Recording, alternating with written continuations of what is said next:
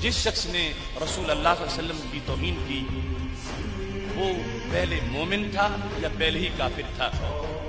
दोनों सूरतों में वो वाजिबुल कत्ल है, उसकी तौबा कबूल नहीं है, तौबा की गुंजाइश ही नहीं है।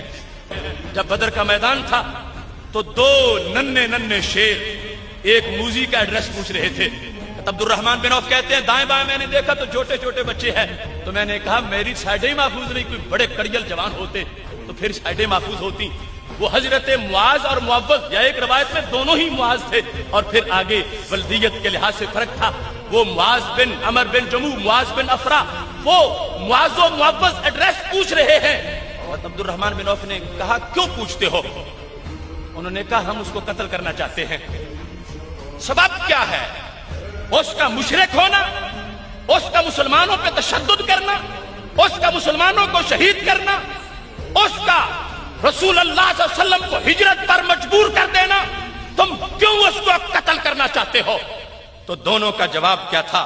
कहते हैं उखबिरतु अन्नहु यसुब्बु रसूल अल्लाह सल्लल्लाहु अलैहि वसल्लम। हज़रत मुआज कहने लगे मैं बाकी नहीं जानता, मैं तो इसलिए सर उतारूंगा कि वो मेरे नबी को गाली देने वाला है, कसम खाई है मर जाएंगे या मारेंगे नारी को। सुना है वो गालियां देता है महबूबे बारी को।